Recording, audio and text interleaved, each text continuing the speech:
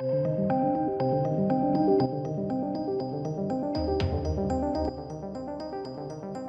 welcome to the channel, ladies and gentlemen. Oh my god, we've got an update on the Netflix Resident Evil series. So a lot of people won't know exactly what's been going on with this. It's kind of quietly bubbled in the background. This is difficult news to really assess and kind of go into.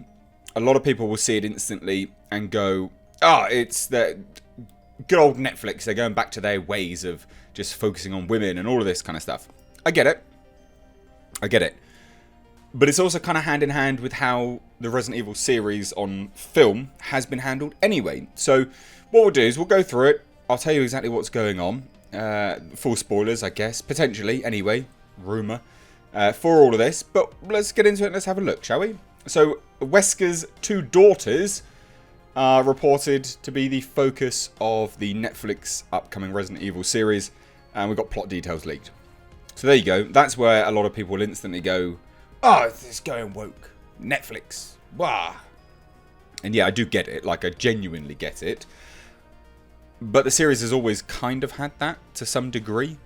Not that, like, woke and all this kind of nonsense. But they've had strong female characters. So I wouldn't say it's out of character for the franchise, if that makes sense.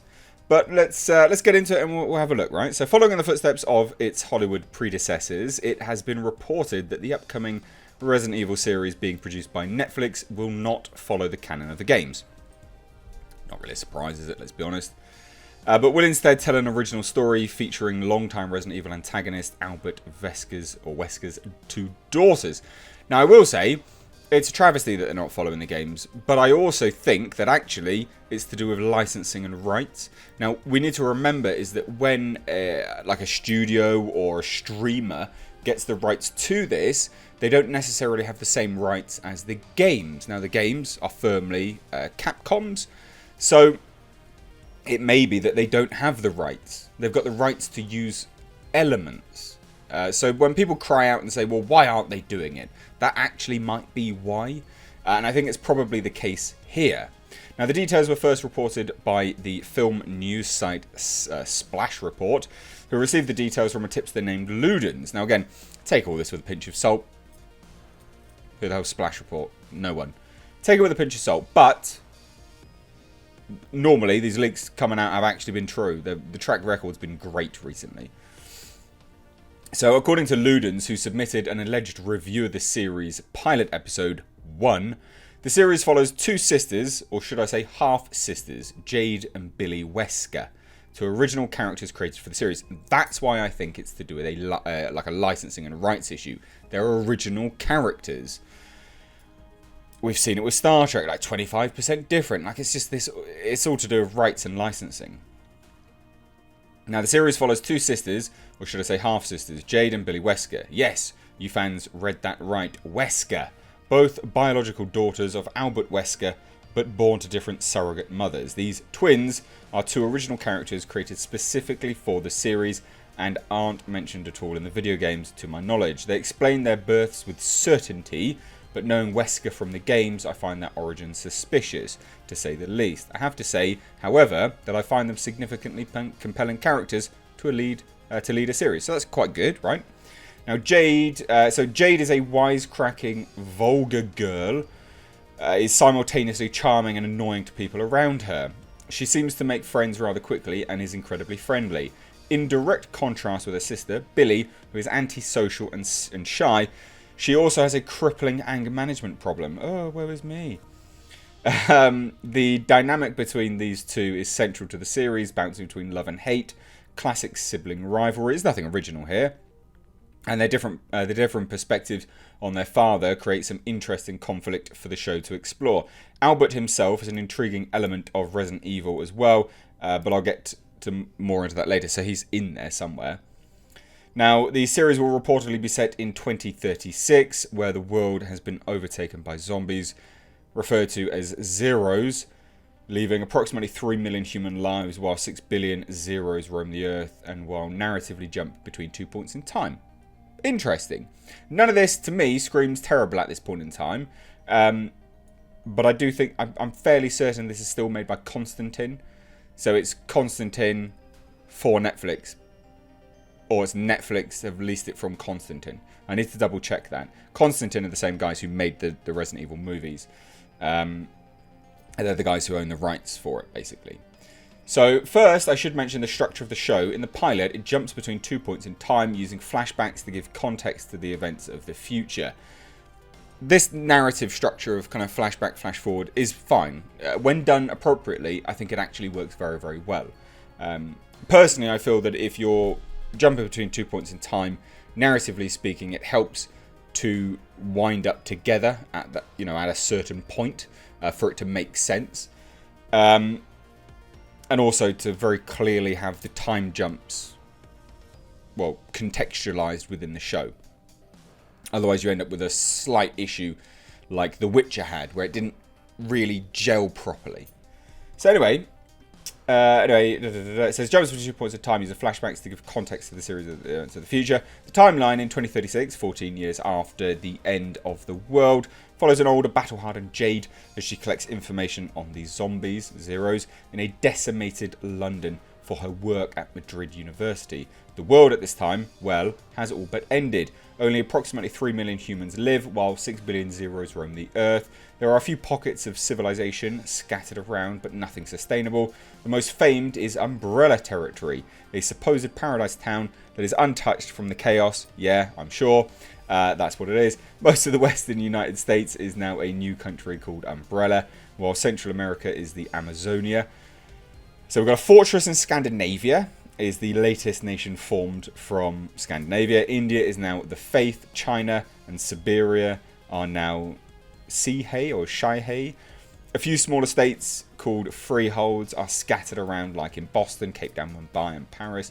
The rest of the world is a dead zone, the territory of the Zeros. I like the sound of that. That's fine.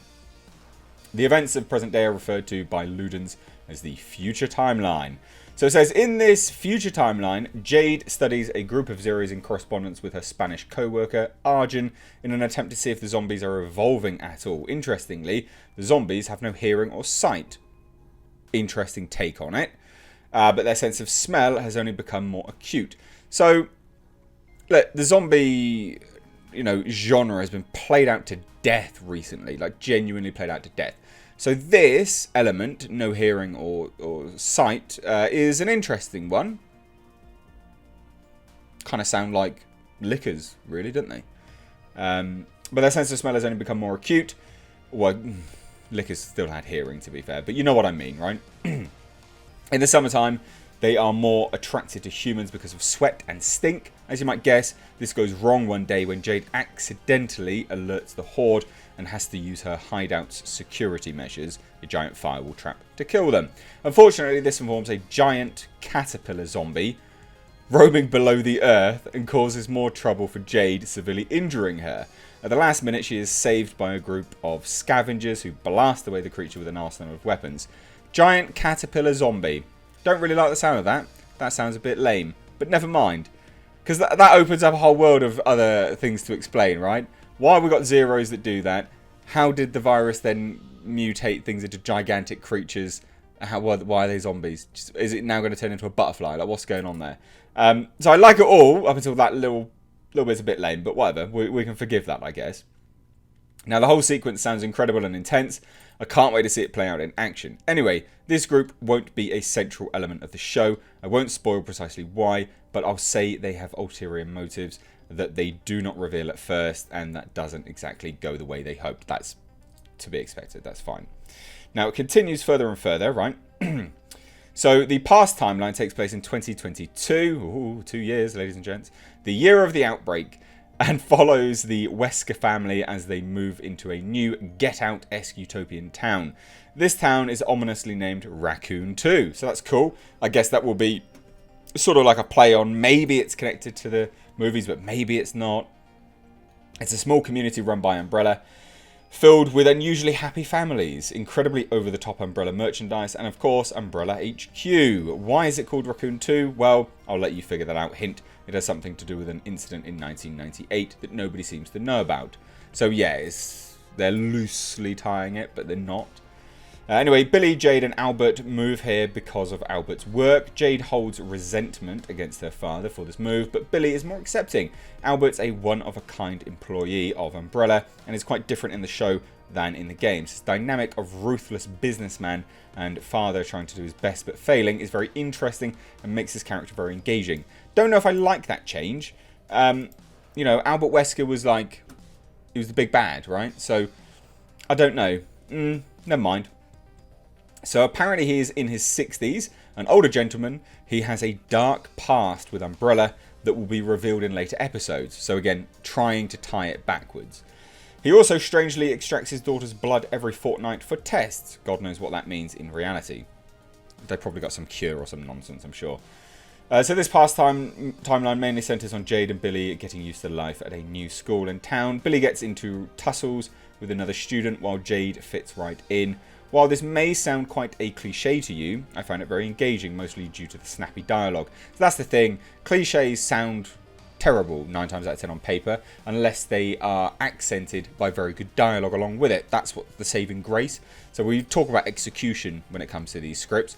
That's one of them. It all literally will be to do with execution, right? Now, it continues. There's a brilliant connection to Umbrella and Albert Wesker. Billy sees this as a fresh start, as she was almost expelled at her old school for breaking another student's leg in an act of revenge and bullied for being a psycho. Jade sees this as her unfairly being dragged from her old life and forced to start anew. This dynamic and their subsequent social interactions because of this motivation make for compelling stories. The pilot ends with them uncovering a conspiracy involving Umbrella, rabbits and dogs. It's intense and builds context for the world in a very natural way. Interesting. Right, well anyway, now the other comments here and there are: the bits and pieces we get of Umbrella are fantastic and set up the world with the right amount of mystery and terror. In 2022, Umbrella is trialling a lucrative new antidepressant called Joy. Is that in a game? I swear that's in a game. That is set to make them even richer. They have been testing the product on animals, despite them convincing the world that they do not do animal testing. They have been working on this drug for more than 2 decades, and the first trial going dreadfully wrong. That's whatever. Nevertheless, they are pushing for this to be released ASAP. Albert, in contrast to his video game self, is fighting the higher powers to get more time to perfect the drug. So it's a very different Albert. The little bit we get of Umbrella in 2036 is terrifying and aggressive. I'll leave it at that. We do see a minor character from the games make a small appearance in this episode, but they seem to have been altered quite a bit and only resemble the source material ostensibly. I hope they tie in some significant characters. Well, Leon S. Kennedy, Netflix, please. So, look. And then interestingly, Splash Page has since taken down their original report stating that it was removed at the request of Netflix. Now, interesting. Because this could tell us that it's nonsense, or it's them sort of lying to bolster what they had. Like, I don't know who Splash Report is, really. I've never really heard of them. It's not people that I would say is a particularly good source. But if they have had things removed, that's if they're telling the truth, then yeah, it's good. I'll have to, it's kind of like a watch this space scenario, to be honest, because if I get contacted by Netflix, then we'll know it's true. So I guess that's ominous, isn't it? If this video gets taken down, then we know it's true. And then if it doesn't, then who knows? But whatever. I doubt it'll get much traction anyway, to be fair. But yeah, what do you think? I think it's fine. I'm quietly optimistic about this because I like Resident Evil, so I'm quietly optimistic. A lot of it sounds cliche, but it's all dependent on the execution. Anyway, I'd love to hear your thoughts, so please do let me know down below in the comments. If you're new here, hit subscribe. If you're a returning subscriber, check that you're subscribed, because YouTube is screwing my channel out the rear end. Thank you so much. I've been Mr. H. Take care.